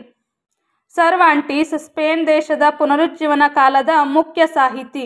ಈತನು ತನ್ನ ಡಾನ್ ಕ್ವಿಕ್ಸಾಟ್ ಎಂಬ ಪ್ರಸಿದ್ಧ ಸಾಹಿತ್ಯ ಕೃತಿಯಲ್ಲಿ ಮಧ್ಯಯುಗದ ಸರದಾರರು ನೈಟ್ಸ್ಗಳನ್ನು ಗೇಲಿ ಮಾಡಿದನು. ನೋಡ್ರಿ ಎಷ್ಟು ಮಧ್ಯಯುಗದ ಸರದಾರನ್ನ ಗೇಲಿ ಮಾಡಿ ಒಂದು ಕೃತಿಯನ್ನು ಬರೀತಾರ ಸರ್ವಾಂಟೀಸ್ ರವರು. ಅವರ ಕೃತಿ ಹೆಸರು ಡಾನ್ ಕ್ವಿಕ್ಸಾಟ್. ನೆಕ್ಸ್ಟ್ ಒನ್ ನಾವು ಇಂಗ್ಲೆಂಡ್ ಹಾಗೂ ಇಂಗ್ಲಿಷ್ ಸಾಹಿತ್ಯಕ್ಕೆ ಬರೋದಾದ್ರೆ ಇಂಗ್ಲಿಷ್ ನಾಟಕಕಾರರಲ್ಲಿ ವಿಲಿಯಂ ಶೇಕ್ಸ್ಪಿಯರ್ ಅತ್ಯಂತ ಪ್ರಮುಖರಾಗಿದ್ದಾರೆ. ವಿಲಿಯಂ ಶೇಕ್ಸ್ಪಿಯರ್ ಅವರು ಹಲವಾರು ಶ್ರೇಷ್ಠ ನಾಟಕಗಳನ್ನು ರಚಿಸಿದ್ದಾರೆ. ಅವುಗಳಲ್ಲಿ ಪ್ರಮುಖವಾದವುಗಳು Julius Caesar, Romeo Juliet, King Lear, Macbeth ಇವೇ ಮುಂತಾದವು ಈತನ ನಾಟಕಗಳಾಗಿವೆ. ಇವರು ಕಾಳಿದಾಸರಂತೆ ಒಬ್ಬ ಪ್ರತಿಭಾವಂತ ನಾಟಕಕಾರರಾಗಿದ್ದರು. ಭಾರತ ದೇಶದಲ್ಲಿ ಕಾಳಿದಾಸನು ಅತ್ಯಂತ ಹೆಸರುವಾಸಿಯಾದಂಥ ಪ್ರಮುಖ ನಾಟಕಕಾರ. ಈತನಂತೆಯೇ ವಿಲಿಯಂ ಶೇಕ್ಸ್ಪಿಯರ್ ಕೂಡ ಅತ್ಯಂತ ಪ್ರಮುಖವಾದ ನಾಟಕಕಾರನಾಗಿದ್ದಾನೆ. ವಿಲಿಯಂ ಶೇಕ್ಸ್ಪಿಯರ್ ರಚಿಸಿದ ನಾಟಕಗಳ ವಿಶೇಷತೆ ಏನಪ್ಪ ಅಂದ್ರೆ ಈ ನಾಟಕಗಳಲ್ಲಿ ಟ್ರಾಜಿಡಿ ಎಂಡಿಂಗ್ ಇರ್ತೈತಿ. ನಾಟಕದ ಕೊನೆಯಲ್ಲಿ ನಾಯಕನಾದರೂ ಸಾಯ್ತಾನ, ಇಲ್ಲ ನಾಯಕಿಯಾದರೂ ಸಾಯ್ತಾಳ. ಹಾಗಾಗಿ ಇದು ಒಂದು ಟ್ರಾಜಿಡಿ ಎಂಡಿಂಗ್ ಇರ್ತಕ್ಕಂಥ ನಾಟಕಗಳನ್ನು ಇವರು ಹೆಚ್ಚಾಗಿ ರಚನೆ ಮಾಡಿದ್ದಾರೆ. ನೆಕ್ಸ್ಟ್ ಒನ್ ವಾಸ್ತುಶಿಲ್ಪ, ಮೂರ್ತಿಶಿಲ್ಪ ಮತ್ತು ಚಿತ್ರಕಲಾ ಕ್ಷೇತ್ರಕ್ಕೆ ಪುನರುಜ್ಜೀವನ ನೀಡಿದಂಥ ಕೊಡುಗೆಗಳೇನು? ಮೊದಲನೇ ಪಾಯಿಂಟ್, ಪುನರುಜ್ಜೀವನದ ವಾಸ್ತುಶಿಲ್ಪಿಗಳು ಮಧ್ಯಯುಗದ ಅಲಂಕಾರಿಕ ಮತ್ತು ಆಡಂಬರದ ಗಾತಿಕ್ ಶೈಲಿಯನ್ನು ಕೈಬಿಟ್ಟು ಚೂಪಾದ ಮೊನೆಯುಳ್ಳ ಕಮಾನುಗಳ ಬದಲಾಗಿ ದುಂಡಾದ ಕಮಾನುಗಳನ್ನು ಬಳಸಿದರು. ನೋಡ್ರಿ, ಮೊದಲಿಗೆ ಏನಾಗಿತ್ತು, ಅಲಂಕಾರಿಕವಾದಂಥ ಗಾತಿಕ್ ಶೈಲಿ ಬಳಕೆ ಇತ್ತು. ಅದನ್ನು ಕೈಬಿಟ್ಟು ಏನು ಮಾಡಿದ್ರು, ದುಂಡಾದ ಕಮಾನುಗಳನ್ನು ರಚನೆ ಮಾಡೋದಕ್ಕೆ ಶುರು ಮಾಡಿದರು. ನೆಕ್ಸ್ಟ್ ಪಾಯಿಂಟ್, ಪುನರುಜ್ಜೀವನದ ವಾಸ್ತು ಸೌಂದರ್ಯವನ್ನು ನಾವು ರೋಮಿನ ಸಂತ್ ಪೀಟರ್ ಚರ್ಚ್ ಮತ್ತು ಲಂಡನ್ನಿನ ಸಂತ್ ಪಾಲ್ ಚರ್ಚ್ ಮುಂತಾದ ಚರ್ಚ್ಗಳಲ್ಲಿ ಕಾಣಬಹುದಾಗಿದೆ. ನೆಕ್ಸ್ಟ್ ಒನ್, ಡೊನಾಟೆಲ್ಲೋ ಆ ಕಾಲದ ಮಹಾನ್ ಶಿಲ್ಪಿ. ಈತನು ನಿರ್ಮಿಸಿದ ಡೇವಿಡ್ ಪ್ರತಿಮೆಯು ಶ್ರೇಷ್ಠವಾಗಿದೆ. ನೋಡ್ರಿ, ಈ ಡೇವಿಡ್ ಪ್ರತಿಮೆ ಮನುಷ್ಯನ ದೇಹದ ಆಕೃತಿಯನ್ನು ಒಳಗೊಂಡಂತೆ ರಚನೆ ಮಾಡಿದ್ರು. ಆ ಕಾಲದೊಳಗೆ ಬರೀ ದೇವರದು ಮಾತ್ರ ಮೂರ್ತಿಗಳನ್ನು ಮಾಡ್ತಿದ್ರು, ಮನುಷ್ಯರ ಮೂರ್ತಿಗಳನ್ನು ಮಾಡ್ತಿರ್ಲಿಲ್ಲ. ಅದಕ್ಕೆ ವ್ಯತಿರಿಕ್ತವಾಗಿ ಡೊನಾಟೆಲ್ಲೋ ಏನು ಮಾಡ್ತಾರೆ, ಮನುಷ್ಯರ ಪ್ರತಿಮೆಯನ್ನು, ಡೇವಿಡ್ ಪ್ರತಿಮೆಯನ್ನು ನಿರ್ಮಾಣ ಮಾಡ್ತಾರೆ. ಹಾಗೆಯೇ ಮೈಕಲ್ ಏಂಜೆಲೋ ನಿರ್ಮಿಸಿದ ಮೋಸೆಸ್ ಪ್ರತಿಮೆಯು ಭವ್ಯವಾಗಿದೆ. ನೆಕ್ಸ್ಟ್ ಒಂದು ಚಿತ್ರಕಲಾ ರಂಗದಲ್ಲಿ ಆದಂಥ ಸಾಧನೆಗಳನ್ನು ನಾವು ಗಮನಿಸೋದಾದರೆ ಲಿಯೋನಾರ್ಡೋ ಡಾ ವಿಂಚಿ ಮತ್ತು ಮೈಕಲ್ ಏಂಜೆಲೋ ಇವರಿಬ್ಬರು ಕೂಡ ಬಹಳಷ್ಟು ಗಮನಾರ್ಹವಾದಂಥ ವ್ಯಕ್ತಿಗಳು. ಚಿತ್ರಕಲಾ ಕ್ಷೇತ್ರದಲ್ಲಿ ಇವರು ಬಹಳಷ್ಟು ಸಾಧನೆಯನ್ನು ಮಾಡ್ಯಾರ. ಮೊದಲನೇದಾಗಿ ಲಿಯೋನಾರ್ಡೋ ಡಾ ವಿಂಚಿ. ಇವರು ಒಬ್ಬ ಅದ್ಭುತ ಚಿತ್ರಕಾರರು, ಮೂರ್ತಿ ಶಿಲ್ಪಿ, ಒಬ್ಬ ವಿಜ್ಞಾನಿ, ಒಬ್ಬ ಇಂಜಿನಿಯರ್, ಒಬ್ಬ ವಾಸ್ತುಶಿಲ್ಪಿ ಹಾಗೂ ಒಬ್ಬ ಗಣಿತ ಶಾಸ್ತ್ರಜ್ಞರು. ಇಷ್ಟೆಲ್ಲ ಕ್ಷೇತ್ರದೊಳಗೆ ಲಿಯೋನಾರ್ಡೋ ಡಾ ವಿಂಚಿ ಸಾಧನೆಯನ್ನು ಮಾಡ್ಯಾರ. ಅಷ್ಟೇ ಅಲ್ಲದೆ virgin on the rocks, the last supper ಮತ್ತು ಮೊನಾಲಿಸಾ ಆತನ ಪ್ರಸಿದ್ಧ ವರ್ಣಚಿತ್ರಗಳಾಗಿವೆ. ಲಿಯೋನಾರ್ಡೋ ಡಾ ವಿಂಚಿಯವರ ದ ಲಾಸ್ಟ್ ಸಫರ್ ಎಂಬ ವರ್ಣಚಿತ್ರದಲ್ಲಿ ಯೇಸುವಿನ ಮರಣದ ನಂತರ ತನ್ನ 9 ಜನ ಶಿಷ್ಯರಿಗೆ ಕಾಣಿಸಿಕೊಂಡು ಅವರೊಂದಿಗೆ ಊಟ ಮಾಡಿದರು ಎನ್ನುವ ಕಲ್ಪನೆಯ ಕಥೆಯನ್ನು ಬಹಳ ಅದ್ಭುತವಾಗಿ ದ ಲಾಸ್ಟ್ ಸಫರ್ ಅನ್ನುವ ವರ್ಣಚಿತ್ರದಲ್ಲಿ ಚಿತ್ರಿಸಿದ್ದಾರೆ. ನಂತರದಲ್ಲಿ ಮೊನಾಲಿಸಾ ಎಂಬ ವರ್ಣಚಿತ್ರದಲ್ಲಿ ಅದ್ಭುತವಾಗಿ ಅವತ್ತಿನ ಜನಸಾಮಾನ್ಯರ ಜೀವನದ ಚಿತ್ರವನ್ನು ಬರೆದಿದ್ದಾರೆ. ಲಿಯೋನಾರ್ಡೋ ಡಾ ವಿಂಚಿಯು ಎಲ್ಲ ಕಾರ್ಯಕ್ಷೇತ್ರಗಳಲ್ಲಿಯೂ ಕೂಡ ತನ್ನ ಸಮಕಾಲೀನರನ್ನು ಮೀರಿ ನಿಂತಿದ್ದರು. ಆತನು ಹಾರುವ ಯಂತ್ರ, ಸಬ್ಮಿರಿನ್, ಪ್ಯಾರಾಚೂಟ್ ಮತ್ತು ಟ್ಯಾಂಕರ್ ಇವುಗಳ ವಿನ್ಯಾಸವನ್ನು ತಯಾರಿಸಿದ್ದರು. ಇವರು ತಯಾರಿಸಿರೋದನ್ನೇ ನಾವು ಇವತ್ತಿನ ಕಾಲದೊಳಗೆ ಏನು ಮಾಡಿವಿ, ಸಾಕಷ್ಟು ಬದಲಾವಣೆಗಳನ್ನು ಮಾಡಿಕೊಂಡು ವೈಜ್ಞಾನಿಕವಾದ ಬದಲಾವಣೆಗಳೊಂದಿಗೆ ಬಳಸ್ತಾ ಇದ್ದೀವಿ. ಆದರೆ ಆತನ ವೈಜ್ಞಾನಿಕ ಸಾಧನೆಗಳು ಬಹುಕಾಲ ಬೆಳಕಿಗೆ ಬಾರದೆ ಅಜ್ಞಾತವಾಗಿಯೇ ಉಳಿದವು. ಲಿಯೋನಾರ್ಡೋ ಡಾ ವಿಂಚಿಯು ಓರ್ವ ಮಹಾನ್ ವಾಸ್ತುಶಿಲ್ಪಿಯಾಗಿದ್ದು ಇಟಲಿಯಲ್ಲಿ ಕಾಲುವೆಗಳನ್ನು, ರಕ್ಷಣಾ ಕೋಟೆಗಳನ್ನು ನಿರ್ಮಿಸಿದ. ಸಂಗೀತ ಮತ್ತು ತತ್ವಶಾಸ್ತ್ರದಲ್ಲಿಯೂ ಆತನಿಗೆ ಪ್ರೌಢಿಮೆ ಇತ್ತು. ಇವನು ಏಕಕಾಲದಲ್ಲಿ 2 ಕೈಗಳಿಂದ ಬರೆಯಬಲ್ಲವನಾಗಿದ್ದನೆಂದು ಹೇಳಲಾಗುತ್ತದೆ. ನೋಡ್ರಿ, ನಮಗೆ ಒಂದು ಕೈಲೇ ಬರೆಯೋಕ್ಕಾಗಲ್ಲ, ಏಕಕಾಲದಲ್ಲಿ 2 ಕೈಗಳಲ್ಲಿ ಬರೆಯುವಂಥ ಸಾಮರ್ಥ್ಯವನ್ನು ಲಿಯೋನಾರ್ಡೋ ಡಾ ವಿಂಚಿ ಹೊಂದಿದ್ರು. ನೆಕ್ಸ್ಟ್ ಒನ್, ಪುನರುಜ್ಜೀವನ ಕಾಲದಲ್ಲಿ ವಿಜ್ಞಾನ ಕ್ಷೇತ್ರದಲ್ಲಾದ ಪ್ರಗತಿ. ಮೊದಲನೇ ಪಾಯಿಂಟು, ಪುನರುಜ್ಜೀವನ ಕಾಲದಿಂದಲೇ ಆಧುನಿಕ ವಿಜ್ಞಾನದ ಬೆಳವಣಿಗೆ ಪ್ರಾರಂಭವಾಯಿತು ಎನ್ನಬಹುದು. ಖಗೋಳಶಾಸ್ತ್ರದಲ್ಲಿ ಕ್ರಾಂತಿಕಾರಿಯಾದ ಮುನ್ನಡೆಯಾಯಿತು. ನೆಕ್ಸ್ಟ್ ಒನ್, ಪೋಲೆಂಡಿನ ಕೊಪರ್ನಿಕಸನು ಸೂರ್ಯನ ಸುತ್ತ ತಿರುಗುವ ಹಲವಾರು ಗ್ರಹಗಳಲ್ಲಿ ಭೂಮಿಯು ಕೂಡ ಒಂದಾಗಿದೆ ಎಂದು ತಿಳಿಸಿದ್ದರು. ಆತನ ಸಂಶೋಧನೆಯು ಚರ್ಚಿನ ಸಿದ್ಧಾಂತಗಳಿಗೆ ವಿರುದ್ಧವಾಗಿದ್ದರಿಂದ ಅದನ್ನು ಗ್ರಂಥ ರೂಪದಲ್ಲಿ ಪ್ರಕಟಿಸಲು ಸಾಧ್ಯವಾಗಲಿಲ್ಲ. ಕಾರಣ, ಕೊಪರ್ನಿಕಸನ ಕಾಲಘಟ್ಟದಲ್ಲಿ ಸೂರ್ಯನು ಭೂಮಿಯ ಸುತ್ತ ತಿರುಗುವನೆಂದು ಟಾಲೆಮಿ ಹೇಳಿದ ಮಾತೆ ಚರ್ಚಿನ ಸಿದ್ಧಾಂತವಾಗಿತ್ತು. ಮುಂದೆ ಜರ್ಮನಿಯ ಗಣಿತಶಾಸ್ತ್ರಜ್ಞನಾದ ಕೆಪ್ಲರ್ ಎಂಬುವವರು ಕೊಪರ್ನಿಕಸನ ವಾದವನ್ನು ಪ್ರಾಯೋಗಿಕವಾಗಿ ಸಾಧಿಸಿ ತೋರಿಸಿದರು. ಇಟಲಿಯ ಖಗೋಳಶಾಸ್ತ್ರಜ್ಞನಾದ ಗೆಲಿಲಿಯೋ ದೂರದರ್ಶಕವನ್ನು ಕಂಡುಹಿಡಿದನು. ಇವನು ಕೊಪರ್ನಿಕಸನ ವಾದವನ್ನು ಬಲವಾಗಿ ಪ್ರತಿಪಾದಿಸಿದನು. ಗೆಲಿಲಿಯೋ ಏನು ಮಾಡ್ತಾನೆ, ದೂರದರ್ಶಕವನ್ನು ಕಂಡುಹಿಡಿದು ಕೊಪರ್ನಿಕಸ್ ಹೇಳಿದಂಥ ವಾದನ ಸರಿ, ಸೂರ್ಯ ಒಂದು ನಕ್ಷತ್ರ, ಸೂರ್ಯ ಸ್ಥಿರವಾಗಿರ್ತಾನ, ಸೂರ್ಯನ ಸುತ್ತ ಭೂಮಿ ಸುತ್ತುತ್ತ ಅಂತೇಳಿ ಕೊಪರ್ನಿಕಸನ ವಾದವನ್ನು ಗೆಲಿಲಿಯೋ ದೂರದರ್ಶಕದ ಮೂಲಕ ಏನು ಮಾಡ್ತಾನ, ಸಾಬೀತುಪಡಿಸ್ತಾನ. ಆದುದರಿಂದ ಚರ್ಚ್ ಇವನನ್ನು ಬಂಧಿಸಿ ಚರ್ಚಿನ ನ್ಯಾಯಾಲಯಕ್ಕೆ ಒಳಪಡಿಸಿತ್ತು. ಬಲವಂತದ ತಪ್ಪೊಪ್ಪಿಗೆ ನಂತರ ಗೆಲಿಲಿಯೋವನ್ನು ಬಿಡುಗಡೆ ಮಾಡಿತ್ತು. ನೋಡ್ರಿ, ಆ ಕಾಲದೊಳಗೆ ಚರ್ಚಿನ ಸಿದ್ಧಾಂತವನ್ನು ವಿರೋಧಿಸಿದವ್ರಿಗೆ ಶಿಕ್ಷೆಯನ್ನು ಕೊಡ್ತಿದ್ರು. ನಂತರದಲ್ಲಿ ಇಂಗ್ಲೆಂಡಿನ ಸರ್ ಐಸಾಕ್ ನ್ಯೂಟನ್ ರವರು ನೆಲದಿಂದ ಮೇಲಕ್ಕೆ ಏರಿದ ವಸ್ತುಗಳು ಪುನಃ ಕೆಳಗೆ ಬೀಳಲು ಗುರುತ್ವಾಕರ್ಷಣ ಬಲವೇ ಕಾರಣ ಎಂಬುದನ್ನು ತೋರಿಸಿಕೊಟ್ಟರು.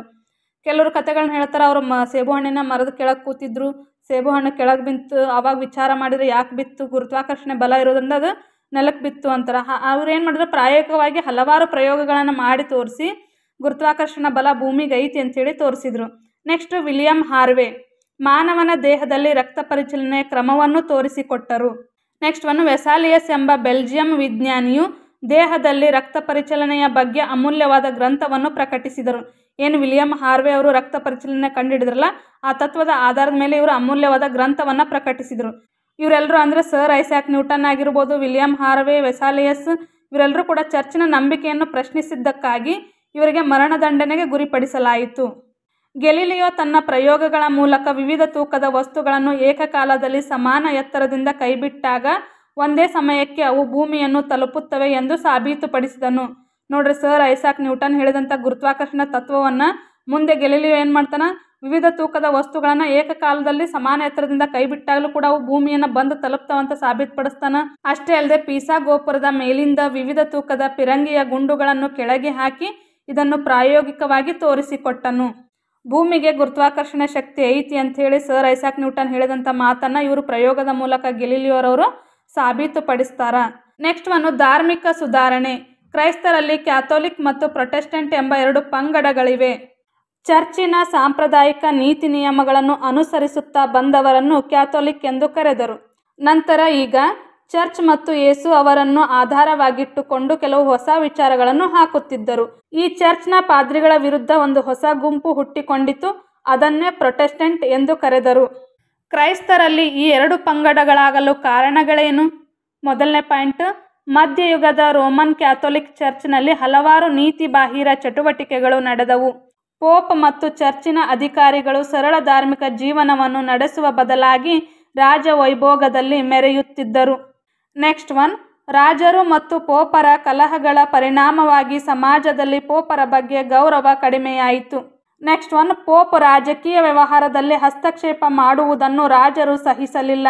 ಚರ್ಚಿನ ಅನೇಕ ಹುದ್ದೆಗಳನ್ನು ಮಾರಾಟ ಮಾಡಿ ಅಪಾರ ಧನ ಸಂಪತ್ತನ್ನು ಸಂಗ್ರಹಿಸಲಾಗುತ್ತಿತ್ತು. ಈ ಎಲ್ಲ ಕಾರಣಗಳಿಂದಾಗಿ John Wycliffe, John Hus, Martin Luther ಮೊದಲಾದವರು ಚರ್ಚಿನ ಅವ್ಯವಹಾರಗಳನ್ನು ವಿವಿಧ ಕಾಲಘಟ್ಟಗಳಲ್ಲಿ ಬಯಲಿಗೆಳೆಯಲು ಆರಂಭಿಸಿದರು. ಮೊದಲನೇದಾಗಿ ಜಾನ್ ವೈಕ್ಲಿಫ್, ಸಾಮಾನ್ಯ ಶಕ 1324 1384 ಇವರ ಕಾಲಾವಧಿ. ಜಾನ್ ವೈಕ್ಲಿಫನನ್ನು ಧಾರ್ಮಿಕ ಸುಧಾರಣೆಯ ಉಷಾ ತಾರೆ, ಮಾರ್ನಿಂಗ್ ಸ್ಟಾರ್ ಎಂದು ಕರೆಯುವರು. ಆಕ್ಸ್ಫರ್ಡ್ ವಿಶ್ವವಿದ್ಯಾಲಯದಲ್ಲಿ ಪ್ರಾಧ್ಯಾಪಕರಾಗಿದ್ದ ಇವರು ಚರ್ಚಿನಲ್ಲಿಯ ಅವ್ಯವಹಾರಗಳನ್ನು ಬಯಲಿಗೆಳೆದರು. ನೆಕ್ಸ್ಟ್ ಜಾನ್ ಹಸ್, ಸಾಮಾನ್ಯ ಶಕ 1367 1415 ಇವರ ಕಾಲಾವಧಿ. ಈತನು ಚರ್ಚಿನ ಅನೈತಿಕ ನಡವಳಿಕೆಗಳನ್ನು ಕಟುವಾಗಿ ಟೀಕಿಸಿದನು. ಚರ್ಚಿನ ನ್ಯಾಯಾಲಯವು ಅವನನ್ನು ಕರೆಯಿಸಿ ಚರ್ಚಿನ ತತ್ವಗಳನ್ನು ಒಪ್ಪಿಕೊಳ್ಳುವಂತೆ ಒತ್ತಾಯಿಸಿತು. ಇದಕ್ಕೆ ಪ್ರತಿಯಾಗಿ, ನನ್ನ ಆತ್ಮಸಾಕ್ಷಿಯ ವಿರುದ್ಧವಾಗಿ ಯಾವುದೇ ವಿಚಾರಗಳನ್ನು ನಾನು ಒಪ್ಪಿಕೊಳ್ಳಲಾರೆ ಎಂದು ಜಾನ್ ಹಸ್ ಉತ್ತರಿಸಿದರು. ಚರ್ಚ್ ಮತ್ತು ಚರ್ಚಿನ ನ್ಯಾಯಾಲಯವನ್ನು ವಿರೋಧಿಸಿದ್ದಕ್ಕಾಗಿ ಅವನನ್ನು ಅಪರಾಧಿ ಎಂದು ಸಾರಿ ಜೀವಂತವಾಗಿ ಸುಡಲಾಯಿತು. ಕ್ಯಾಥೋಲಿಕ್ ಧರ್ಮದಲ್ಲಿ ಬಿರುಕು ಉಂಟಾಗಲು ಮತ್ತೊಂದು ಪ್ರಮುಖ ಕಾರಣವೆಂದರೆ ಪಾಪ ಕ್ಷಮಾಪಣಾ ಪತ್ರಗಳ ಮಾರಾಟ. ರೋಮ್ ಪಟ್ಟಣದಲ್ಲಿ ಸಂತ್ ಪೀಟರ್ ಚರ್ಚನ್ನು ಪುನರ್ನಿರ್ಮಿಸಲು ಪೋಪ್ 10ನೇ ಲಿಯೋಗೆ ಹಣಕಾಸಿನ ಅವಶ್ಯಕತೆ ಇತ್ತು. ಅದಕ್ಕೋಸ್ಕರ ಪಾಪ ಕ್ಷಮಾಪಣಾ ಪತ್ರಗಳನ್ನು ಖರೀದಿಸಿದವರ ಪಾಪ ವಿಮುಕ್ತಿಗೊಂಡು ಸ್ವರ್ಗಕ್ಕೆ ಹೋಗುತ್ತಾರೆ. ಇವು ಸ್ವರ್ಗದ ರಹದಾರಿಯ ಪತ್ರಗಳೆಂದು ಕುರುಡು ನಂಬಿಕೆಯನ್ನು ಹುಟ್ಟಿಸಲಾಯಿತು. ನೋಡ್ರಿ, ಪೋಪ್ 10ನೇ ಲಿಯೋ ಏನು ಮಾಡ್ತಾನ, ತನಗೆ ಚರ್ಚ್ ಕಟ್ಟಕ್ಕೆ ರೊಕ್ಕ ಬೇಕಾಗಿರ್ತಾರೆ, ಹಣಕಾಸಿನ ಅವಶ್ಯಕತೆ ಇರುತ್ತೆ. ಜನರಿಂದ ಹಣವನ್ನು ಸುಲಿಗೆ ಮಾಡೋಕ್ಕೋಸ್ಕರ ಸುಳ್ಳು ನಂಬಿಕೆಗಳನ್ನು, ಕುರುಡು ನಂಬಿಕೆಗಳನ್ನು ಜನರಲ್ಲಿ ಹುಟ್ಟಿಸೋಕ್ಕೋಸ್ಕರ ಪಾಪ ಕ್ಷಮಾಪಣಾ ಪತ್ರಗಳನ್ನು ಸೃಷ್ಟಿ ಮಾಡ್ತಾನೆ. ಅವರು ಏನೇ ಕೊಲೆ ಮಾಡಲಿ, ಸುಲಿಗೆ ಮಾಡಲಿ, ಏನೇ ಜೀವನದಲ್ಲಿ ಪಾಪಗಳನ್ನು ಮಾಡಿದರೂ ಕೂಡ ಈ ಪಾಪ ಕ್ಷಮಾಪಣಾ ಪತ್ರಗಳನ್ನು ತಗೊಂಡ್ರೆ ಅವರು ಸ್ವರ್ಗಕ್ಕೆ ಹೋಗ್ತಾರೆ ಅನ್ನುವಂಥ ಕುರುಡು ನಂಬಿಕೆಗಳನ್ನು ಜನರಲ್ಲಿ ಹುಟ್ಟು ಹಾಕ್ತಾನೆ. ಇವೆಲ್ಲವುಗಳನ್ನು ತಿಳಿದಂಥ ಮಾರ್ಟಿನ್ ಲೂಥರ್ ಪೋಪರು ಹಣಕ್ಕಾಗಿ ಜನರ ಪಾಪ ತೊಳೆಯುವುದಾದರೆ ಪುಕ್ಕಟೆಯಾಗಿ ಏಕೆ ಮಾಡಬಾರದು ಎಂದು ಪ್ರಶ್ನಿಸಿದರು. ಹಣ ಕೊಟ್ಟರಷ್ಟೇ ಯಾಕೆ ಪಾಪಗಳನ್ನು ತೊಳಿತೀರಿ? ಪುಗ್ಸಟ್ಟೆ ರೊಕ್ಕಿಲ್ಲಾರ್ದನ್ನ ನೀವು ಪಾಪ ಕ್ಷಮಾಪಣಾ ಪತ್ರಗಳನ್ನು ಕೊಡ್ರಿ, ಜನರ ಪಾಪಗಳನ್ನು ತೊಳಿರಿ ಅಂತ ಹೇಳಿ ಮಾರ್ಟಿನ್ ಲೂಥರ್ ಏನು ಮಾಡ್ತಾನೆ, ಪ್ರಶ್ನೆಯನ್ನು ಕೇಳ್ತಾನ. ಹಾಗಾದರೆ ಈ ಮಾರ್ಟಿನ್ ಲೂಥರ್ ಯಾರು? ಮಾರ್ಟಿನ್ ಲೂಥರ್ ಜರ್ಮನಿಯಲ್ಲಿ ಧಾರ್ಮಿಕ ಸುಧಾರಣಾ ಚಳುವಳಿಯನ್ನು ಆರಂಭಿಸಿದ ನಾಯಕ. ಈತನು ಸಂತ ಅಗಸ್ಟೈನ್ ಚರ್ಚಿನ ಪಾದ್ರಿಯಾಗಿದ್ದನು. ನೆಕ್ಸ್ಟ್ ಒನ್, ರೋಮ್ ಪಟ್ಟಣದಲ್ಲಿ ಪೋಪ್ ಮತ್ತು ಪಾದ್ರಿಗಳ ವೈಭೋಗದ ಜೀವನ ಶೈಲಿಯನ್ನು ಗಮನಿಸಿದ ಲೂಥರ್ ಚರ್ಚಿನ ವಿರುದ್ಧ ತಿರುಗಿ ಬಿದ್ದನು. ಅವನು ಪಾಪ ಕ್ಷಮಾಪಣಾ ಪತ್ರವನ್ನು ಕುರಿತು 95 ಹೇಳಿಕೆಗಳನ್ನು ಬರೆದು ವಿಟೆನ್ಬರ್ಗ್ ಚರ್ಚಿನ ಹೆಬ್ಬಾಗಿಲಿಗೆ ಹಚ್ಚಿ ಜನರಲ್ಲಿ ಜಾಗೃತಿಯನ್ನು ಮೂಡಿಸಿದನು. ಈ ಮಾರ್ಟಿನ್ ಲೂಥರ್ ಅವರು ಏನು ಮಾಡ್ತಾರಪ್ಪ ಅಂದ್ರೆ, ಬೈಬಲನ್ನು ಜರ್ಮನ್ ಭಾಷೆಗೆ ಭಾಷಾಂತರಿಸಿದ್ದರಿಂದ ಅದು ಸಾಮಾನ್ಯ ಜನರೆಲ್ಲರಿಗೂ ಕೂಡ ದೊರೆಯುವಂತಾಯಿತು. ಚರ್ಚಿನ ಧಾರ್ಮಿಕ ಸೇವೆಗಳಲ್ಲಿ ಲ್ಯಾಟಿನ್ ಭಾಷೆಯ ಬದಲಾಗಿ ಜರ್ಮನ್ ಭಾಷೆ ಬಳಸಲಾರಂಭಿಸಿದರು. ನೋಡ್ರಿ, ಲ್ಯಾಟಿನ್ ಭಾಷೆಯಲ್ಲಿ ಇರ್ತಲ್ಲ, ಅದು ಜನಸಾಮಾನ್ಯರಿಗೆ ಅರ್ಥ ಆಗ್ತಿರ್ಲಿಲ್ಲ. ಅದರಲ್ಲಿ ಏನು ವಿಚಾರಗಳದಾವ ಅನ್ನೋದು. ನಾವು ಉದಾಹರಣೆಗೆ ಹೇಳ್ಬೇಕಂದ್ರೆ, ನಮ್ಮ ರಾಮಾಯಣ, ಮಹಾಭಾರತ ಇದೆಲ್ಲವೂ ಕೂಡ ಸಂಸ್ಕೃತ ಭಾಷೆಯಲ್ಲಿದ್ದರೆ ನಮಗದು ಅರ್ಥ ಆಗಲ್ಲ. ಅದನ್ನು ಕನ್ನಡ ಭಾಷೆಯಲ್ಲಿ ಭಾಷಾಂತರಿಸಿದ್ರೆ ನಮಗದು ಸರಳವಾಗಿ ಅರ್ಥ ಆಗುತ್ತೆ. ಅದೇ ರೀತಿಯಾಗಿ ಬೈಬಲನ್ನು ಇವ್ರೇನು ಮಾಡಿದ್ರು, ಜರ್ಮನ್ ಭಾಷೆಗೆ ಭಾಷಾಂತರಿಸಿದ್ರಿಂದ ಜನಸಾಮಾನ್ಯರಿಗೆ ಅದು ಅರ್ಥವಾಯಿತು. ನೆಕ್ಸ್ಟ್ ಪಾಯಿಂಟ್, ಪೋಪರು ಮಾರ್ಟಿನ್ ಲೂಥರ್ನನ್ನು ಶಿಕ್ಷೆಗೆ ಗುರಿಪಡಿಸಲು ರೋಮಿನ ರಾಜರಿಗೆ ಆಜ್ಞಾಪಿಸಿದರು. ಆದರೆ ಲೂಥರ್ನಿಗೆ ಅನೇಕ ರಾಜರ ಬೆಂಬಲವಿದ್ದಿದ್ದರಿಂದ ಯಾವುದೇ ಶಿಕ್ಷೆ ವಿಧಿಸಲು ಸಾಧ್ಯವಾಗಲಿಲ್ಲ. ನೆಕ್ಸ್ಟ್ ಒನ್, ಕ್ಯಾಥೋಲಿಕ್ ಚರ್ಚಿನವರು ಲೂಥರ್ನ ಅನುಯಾಯಿಗಳನ್ನು ಪ್ರೊಟೆಸ್ಟೆಂಟ್ಸ್, ಪ್ರತಿಭಟನಾಕಾರರು ಎಂದು ಕರೆದರು. ಕಾಲಕ್ರಮೇಣ ಪ್ರೊಟೆಸ್ಟೆಂಟರು ಕ್ರೈಸ್ತ ಧರ್ಮದ ಒಂದು ಪಂಗಡವಾಗಿ ವಿಶ್ವದ ಎಲ್ಲ ದೇಶಗಳಲ್ಲಿ ಹರಡಿದರು. ನೆಕ್ಸ್ಟ್ ಒನ್, ಮತ್ತೊಂದು ಪ್ರಮುಖವಾದ ಅಂಶ, ಧಾರ್ಮಿಕ ಸುಧಾರಣೆಗಳಿಂದ ಕ್ಯಾಥೋಲಿಕ್ ಚರ್ಚ್ನ ಮೇಲೆ ಆದ ಪರಿಣಾಮಗಳೇನು? ಮೊದಲನೇ ಪಾಯಿಂಟ್, ಕ್ಯಾಥೋಲಿಕ್ ಚರ್ಚ್ನ ಬಗ್ಗೆ ಜನರಲ್ಲಿ ಅನುಮಾನಗಳುಂಟಾದವು. ಜನರು ಚರ್ಚಿನಿಂದ ದೂರ ಸರಿಯಲಾರಂಭಿಸಿದರು. ನೆಕ್ಸ್ಟ್ ಪಾಯಿಂಟ್, ರೋಮನ್ ಕ್ಯಾಥೋಲಿಕ್ಕರು ತಮ್ಮ ಚರ್ಚಿನಲ್ಲಿ ಸುಧಾರಣೆಗಳು ಅವಶ್ಯಕವೆಂದು ಮನಗಂಡರು. ಈ ಹಿನ್ನೆಲೆಯಲ್ಲಿ ಕ್ಯಾಥೋಲಿಕ್ ಚರ್ಚನ್ನು ಶುದ್ಧೀಕರಿಸಿ ಅದನ್ನು ಬಲಪಡಿಸಲು ಪ್ರತಿ ಸುಧಾರಣೆ ಎಂಬ ಚಳುವಳಿ ಪ್ರಾರಂಭವಾಯಿತು. ನೆಕ್ಸ್ಟ್ ಪಾಯಿಂಟ್, ಈ ಮೂಲಕ ಪ್ರೊಟೆಸ್ಟೆಂಟ್ ಪಂಗಡದ ಪ್ರಸಾರವನ್ನು ನಿಯಂತ್ರಿಸುವುದು ಅದರ ಮತ್ತೊಂದು ಉದ್ದೇಶವಾಗಿತ್ತು. ಹಾಗಾದರೆ ಪ್ರತಿ ಸುಧಾರಣೆ ಎಂದರೇನು? ತನ್ನ ಆಂತರಿಕ ಸುಧಾರಣೆಗಾಗಿ ಕ್ಯಾಥೋಲಿಕ್ ಚರ್ಚ್ ನಡೆಸಿದ ಎಲ್ಲ ಪ್ರಯತ್ನಗಳನ್ನು ಪ್ರತಿ ಸುಧಾರಣೆ ಅಂತ ಕರೀತಾರೆ. ನೆಕ್ಸ್ಟ್ ನೋಡ್ರಿ, ಈ ಚಿತ್ರದಲ್ಲಿ ಕಾಣ್ತಕ್ಕಂಥ ಇಗ್ನೇಷಿಯಸ್ ಲಯೋಲ್ರವರನ್ನು ಪ್ರತಿ ಸುಧಾರಣೆಯ ಪಿತಾಮಹ ಎಂದು ಕರೆಯಲಾಗುತ್ತದೆ. ಪ್ರತಿ ಸುಧಾರಣಾ ಚಳುವಳಿಯ ನಾಯಕರು. ಪ್ರತಿ ಸುಧಾರಣಾ ಚಳುವಳಿಯ ನಾಯಕ ಇಗ್ನೇಷಿಯಸ್ ಲಯೋಲ. ಈತನು ಜೀಸಸ್ ಸಂಘವನ್ನು ಸಾಮಾನ್ಯ ಶಕ 1541ರಲ್ಲಿ ಸ್ಥಾಪಿಸಿದನು. ಈ ಜೀಸಸ್ ಸಂಘದ ಸದಸ್ಯರನ್ನು ಜೆಸುಯಿಟರು ಎಂದು ಕರೆದರು.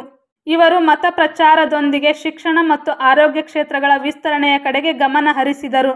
ಈ ಒಂದು ಇಗ್ನೇಷಿಯಸ್ ಲಯೋಲ್ರವರ ದುಡಿಮೆಯ ಫಲವಾಗಿ ಕ್ಯಾಥೋಲಿಕ್ ಚರ್ಚ್ ಮರಳಿ ಜನರ ವಿಶ್ವಾಸವನ್ನು ಗಳಿಸಿತು. ಹಾಗಾದರೆ ಈ ಧಾರ್ಮಿಕ ಚಳುವಳಿಯ ಪರಿಣಾಮಗಳೇನಾದವು? ಫಸ್ಟ್ ಒನ್, ಕ್ರೈಸ್ತ ಮತದ ಅನುಯಾಯಿಗಳು ಕ್ಯಾಥೋಲಿಕ್ಕರು ಮತ್ತು ಪ್ರೊಟೆಸ್ಟೆಂಟರು ಎಂಬ ಎರಡು ಮುಖ್ಯ ಪಂಗಡಗಳಾಗಿ ವಿಭಜನೆಯಾದರು. ಸೆಕೆಂಡ್ ಒನ್, ರೋಮನ್ ಕ್ಯಾಥೋಲಿಕ್ ಚರ್ಚಿನಲ್ಲಿ ಧರ್ಮದ ಹೆಸರಿನಲ್ಲಿ ನಡೆಯುತ್ತಿದ್ದ ಅವ್ಯವಹಾರಗಳು ಕೊನೆಗೊಂಡವು. ಥರ್ಡ್ ಒನ್, ಅಧಿಕಾರಕ್ಕಾಗಿ ಪೋಪ್ ಮತ್ತು ರಾಜರ ನಡುವಿನ ಸಂಘರ್ಷದಲ್ಲಿ ಕ್ರಮೇಣ ರಾಜರು ಪ್ರಬಲರಾದರು. ಇನ್ನು ಮುಂದುವರೆದು, ಭೌಗೋಳಿಕ ಅನ್ವೇಷಣೆ ಎಂದರೇನು? 15ನೇ ಶತಮಾನದವರೆಗೆ ಯುರೋಪಿಯನ್ನರಿಗೆ ವಿಶ್ವದ ಎಲ್ಲ ಪ್ರದೇಶಗಳ ಪರಿಚಯವಿರಲಿಲ್ಲ.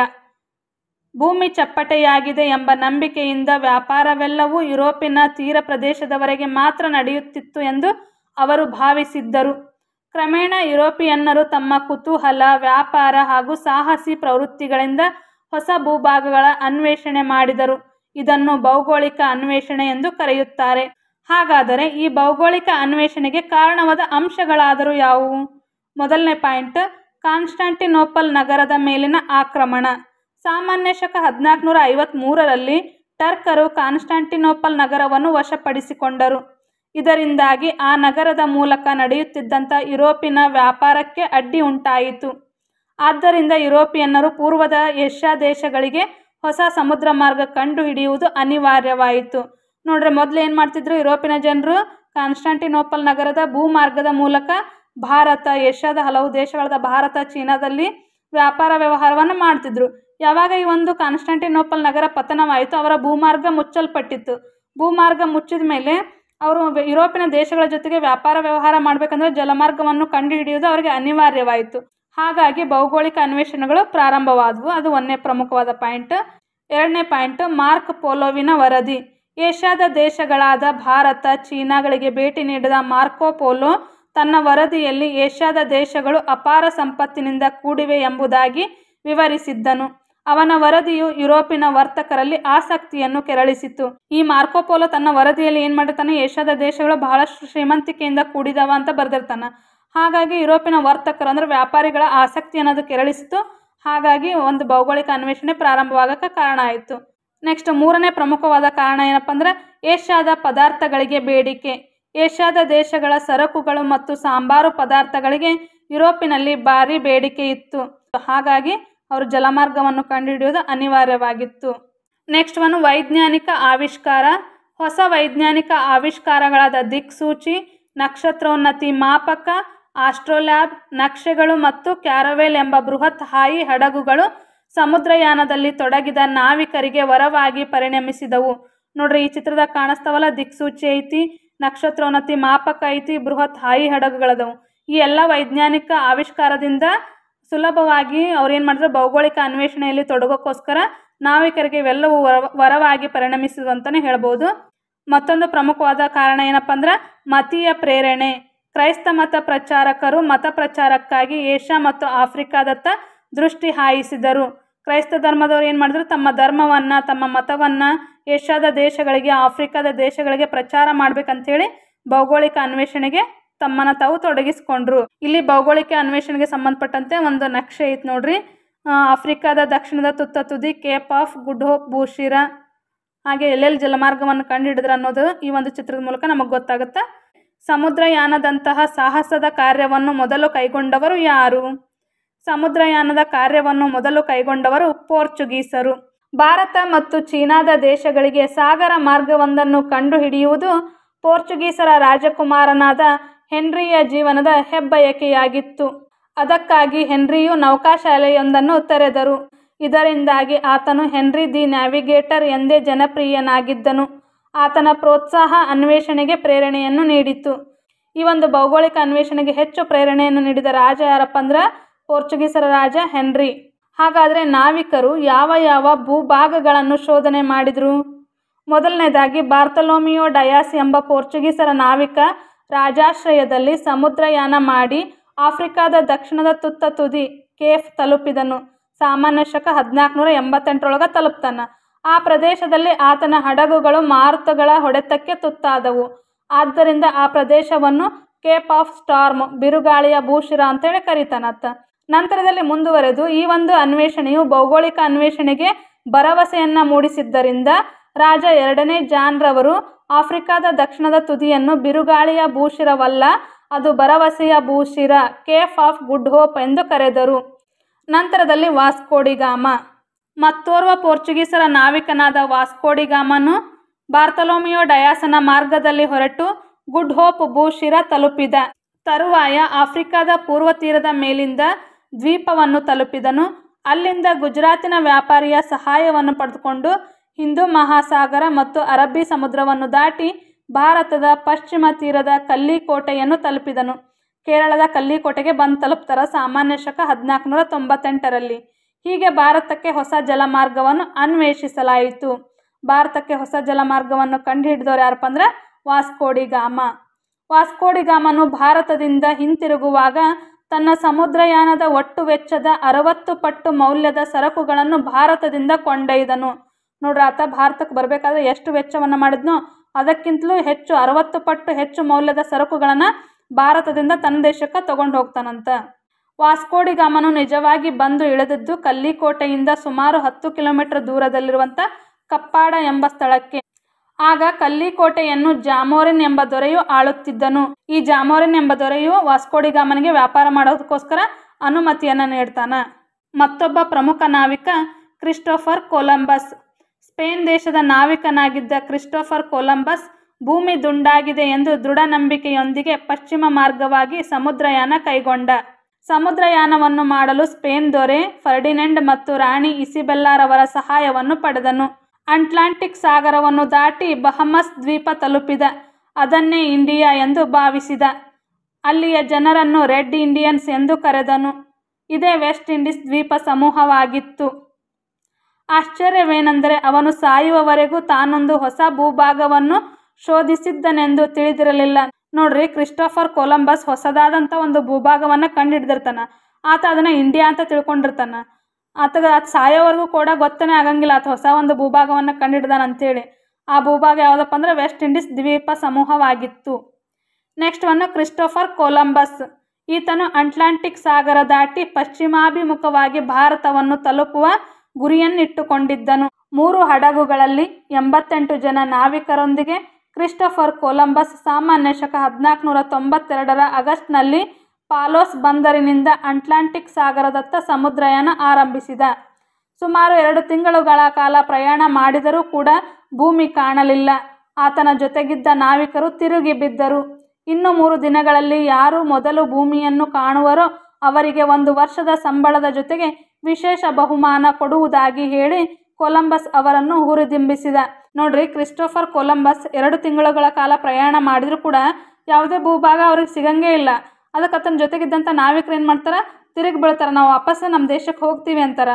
ಅದಕ್ಕೆ ಅವರನ್ನು ಪ್ರೋತ್ಸಾಹಗೊಳಿಸೋಕ್ಕೋಸ್ಕರ ಆತೇನು ಮಾಡ್ತಾನೆ, ನೀವು ಇನ್ನೊಂದು 3 ದಿನದೊಳಗೆ ಯಾವುದಾದ್ರೂ ಒಂದು ಭೂಭಾಗವನ್ನು ಕಂಡುಹಿಡಿದ್ರೆ ಕಾಣಿಸಿದ್ರೆ ನಿಮಗೆ 1 ವರ್ಷದ ಸಂಬಳದ ಜೊತೆಗೆ ವಿಶೇಷವಾದ ಬಹುಮಾನ ಕೊಡ್ತೀನಿ ಅಂತ ಹೇಳಿ ಅವರನ್ನು ಪ್ರೋತ್ಸಾಹಗೊಳಿಸ್ತಾನೆ. ಅದರಿಂದ ಸ್ಫೂರ್ತಿಗೊಂಡಂಥ ನಾವಿಕರು ಏನು ಮಾಡ್ತಾರೆ, ಸಮುದ್ರಯಾನವನ್ನು ಮುಂದುವರಿಸಿ ಕೊನೆಗೆ ಸಾಮಾನ್ಯ ಶಕ 1492 ಅಕ್ಟೋಬರ್ 12ರಂದು ಬೆಳಗಿನ ಸಮಯಕ್ಕೆ ಭೂಮಿಯನ್ನು ಕಂಡರು. ನೆಕ್ಸ್ಟ್ ಒನ್ ದಕ್ಷಿಣ ಅಮೆರಿಕದ ಅನ್ವೇಷಣೆ. ಕ್ಯಾಪ್ಟನ್ ಪೆದ್ರೋ ಕೆಬ್ರಾಲ್ ಎಂಬಾತನ ನಾಯಕತ್ವದಲ್ಲಿ ಪೋರ್ಚುಗೀಸರ ನೌಕಾಪಡೆಯೊಂದು ಭಾರತದತ್ತ ಹೊರಟಿತ್ತು. ಆದರೆ ಭಾರೀ ಗಾಳಿಯ ಹೊಡೆತಕ್ಕೆ ಸಿಕ್ಕ ನೌಕೆಗಳು ದಾರಿ ತಪ್ಪಿ ಪಶ್ಚಿಮದತ್ತ ಸಾಗಿ ದಕ್ಷಿಣ ಅಮೆರಿಕದ ಪೂರ್ವ ಕರಾವಳಿಯನ್ನು ತಲುಪಿತು. ಹೀಗೆ ಕೆಬ್ರಾಲ್ ಆಕಸ್ಮಿಕವಾಗಿ ದಕ್ಷಿಣ ಅಮೆರಿಕದ ಈಗಿನ ಬ್ರೆಜಿಲ್ ಕಂಡುಹಿಡಿಯುವಂತಾಯಿತು.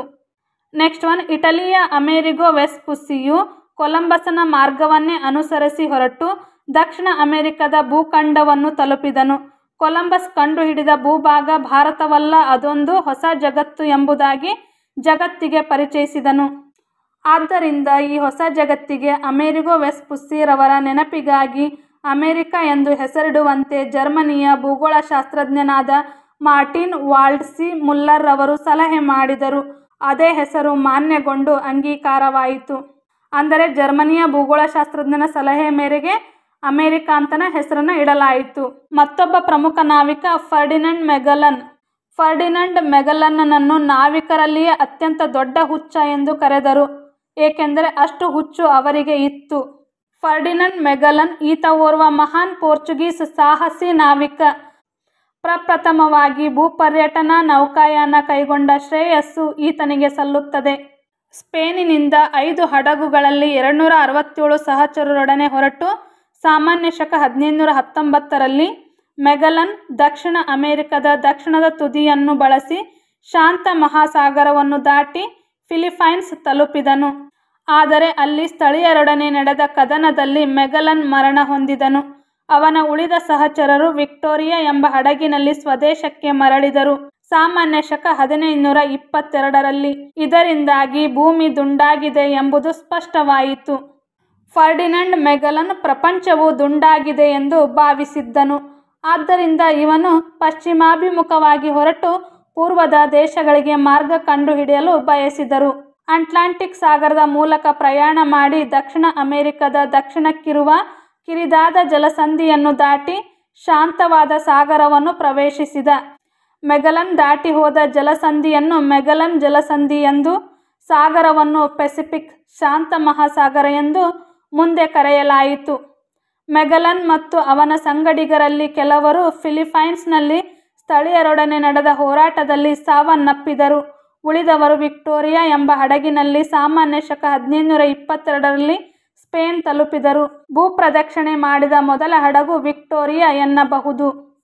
ನೆಕ್ಸ್ಟ್ ಒನ್, ಭೌಗೋಳಿಕ ಅನ್ವೇಷಣೆಯಿಂದಾದ ಪರಿಣಾಮಗಳೇನು? ಮೊದಲನೇ ಪಾಯಿಂಟ್, ಭೌಗೋಳಿಕ ಅನ್ವೇಷಣೆಗಳು ಕೇವಲ ಯುರೋಪಿನ ನಾಗರಿಕತೆಯ ಮೇಲೆ ಮಾತ್ರವಲ್ಲದೆ ಏಷ್ಯಾ, ಆಫ್ರಿಕಾ ಹಾಗೂ ಅಮೆರಿಕದ ಜನತೆ ಹಾಗೂ ಸಂಸ್ಕೃತಿಯ ಮೇಲೂ ಗಾಢವಾದ ಪ್ರಭಾವವನ್ನು ಬೀರಿದವು. ಎರಡನೇ ಪಾಯಿಂಟ್, ವಾಣಿಜ್ಯದ ವಿಸ್ತರಣೆ. ಹೊಸದಾಗಿ ಶೋಧಿಸಲಾದ ಭೂಪ್ರದೇಶಗಳನ್ನು ಯುರೋಪಿಯನ್ನರು ತಮ್ಮ ವಾಣಿಜ್ಯ ವಸಾಹತುಗಳನ್ನಾಗಿ ಪರಿವರ್ತಿಸಿಕೊಂಡರು. ನೆಕ್ಸ್ಟ್ ಪಾಯಿಂಟ್, ಇದರಿಂದ ಜಾಗತಿಕ ವ್ಯಾಪಾರ ವ್ಯಾಪಕವಾಗಿ ವಿಸ್ತರಿಸಿತು. ಏಷ್ಯಾದ ಸಾಮಗ್ರಿಗಳು ಯುರೋಪಿನಲ್ಲಿ ವಿಶಾಲ ಮಾರುಕಟ್ಟೆ ಗಳಿಸಿದವು. ಈ ವ್ಯಾಪಾರ ಚಟುವಟಿಕೆಗಳಿಂದ ಬರುತ್ತಿದ್ದ ಲಾಭವೆಲ್ಲವೂ ಕೂಡ ಐರೋಪ್ಯರದ್ದಾಗಿತ್ತು. ನೆಕ್ಸ್ಟ್ ಒನ್, ಗುಲಾಮರ ವ್ಯಾಪಾರ. ಯುರೋಪಿಯನ್ನರು ವೆಸ್ಟ್ ಇಂಡೀಸ್, ಮೆಕ್ಸಿಕೋ, ಪೆರು ಮತ್ತು ಬ್ರೆಜಿಲ್ ಮೂಲ ನಿವಾಸಿಗಳನ್ನು ಗುಲಾಮರನ್ನಾಗಿ ಮಾಡಿಕೊಂಡರು. ಕ್ರಮೇಣ ಗುಲಾಮರನ್ನು ಸರಕುಗಳ ಜೊತೆ ಮಾರಲಾಯಿತು. ಮುಂದೆ ಗುಲಾಮರ ವ್ಯಾಪಾರದ ದಂಧೆ ಅಮಾನವೀಯ ಹಂತವನ್ನು ತಲುಪಿತು. ಗುಲಾಮರನ್ನು ಕಠಿಣವಾಗಿ ದುಡಿಸಿ ಕ್ರೂರವಾಗಿ ನಡೆಸಿಕೊಳ್ಳಲಾಗುತ್ತಿತ್ತು. ನೆಕ್ಸ್ಟ್ ಒನ್, ಕ್ರಿಶ್ಚಿಯನ್ ಮಿಷನರಿಗಳು. ಹೊಸ ಭೂಭಾಗಗಳ ಮೂಲ ನಿವಾಸಿಗಳನ್ನು ಕ್ರಿಶ್ಚಿಯನ್ನರನ್ನಾಗಿ ಮತಾಂತರಿಸುವ ಕಾರ್ಯದಲ್ಲಿ ಸಕ್ರಿಯವಾಗಿ ತೊಡಗಿದರು. ಈ ಕ್ರಿಶ್ಚಿಯನ್ ಮಿಷನರಿಗಳೇನು ಮಾಡಿದ್ರು? ಹೊಸದಾಗಿ ಕಂಡುಹಿಡಿದಂಥ ಭೂಭಾಗಗಳಲ್ಲಿ ತಮ್ಮ ಕ್ರೈಸ್ತ ಧರ್ಮವನ್ನು ಪ್ರಚಾರ ಮಾಡುವಂಥ ಕೆಲಸದೊಳಗೆ ಸಕ್ರಿಯವಾಗಿ ತಮ್ಮನ್ನು ತಾವು ತೊಡಗಿಸಿಕೊಂಡರು. ವಸಾಹತುಶಾಹಿ ವಿಸ್ತರಣೆಯಲ್ಲಿ ಪರೋಕ್ಷವಾಗಿ ಕೈಜೋಡಿಸುವ ಕಾರ್ಯವನ್ನು ಕ್ರೈಸ್ತ ಮಿಷನರಿಗಳು ಮಾಡಿದವು. ನೆಕ್ಸ್ಟ್ ಒನ್, ರಾಜಕೀಯ ಪರಿಣಾಮ. ಐರೋಪ್ಯ ದೇಶಗಳೊಳಗೆ ವಸಾಹತು ಸ್ವಾಧೀನಕ್ಕಾಗಿ ಮತ್ತು ಅಲ್ಲಿನ ಸಂಪತ್ತಿಗಾಗಿ ತೀವ್ರ ಪೈಪೋಟಿ ನಡೆಯಿತು. ಯುರೋಪಿನ ದೇಶಗಳು ಏಷ್ಯಾ, ಆಫ್ರಿಕಾ ಮತ್ತು ಅಮೆರಿಕ ಖಂಡಗಳಲ್ಲಿ ತಮ್ಮ ವಸಾಹತು ನೆಲೆಗಳನ್ನು ಸ್ಥಾಪಿಸಿಕೊಂಡವು. ಹಾಗಾದರೆ ವಸಾಹತು ಎಂದರೇನು? ಒಂದು ದೇಶ ಮತ್ತೊಂದು ದೇಶದ ಭೂಭಾಗದ ಮೇಲೆ ಹೊಂದಿರುವ ರಾಜಕೀಯ ಮತ್ತು ಆರ್ಥಿಕ ನಿಯಂತ್ರಣವಾಗಿದೆ. ಉದಾಹರಣೆಗೆ ಸ್ವತಂತ್ರ ಪೂರ್ವದಲ್ಲಿ ಭಾರತವು ಕೂಡ ಇಂಗ್ಲೆಂಡಿನ ವಸಾಹತುವಾಗಿತ್ತು. ಈ ವಿಡಿಯೋ ಹೇಗಿತ್ತು ಎಂಬುದನ್ನು ಕಮೆಂಟ್ ಮೂಲಕ ತಿಳಿಸಿ. Thanks for watching. ಎಲ್ಲರಿಗೂ ಕೂಡ ಧನ್ಯವಾದಗಳು.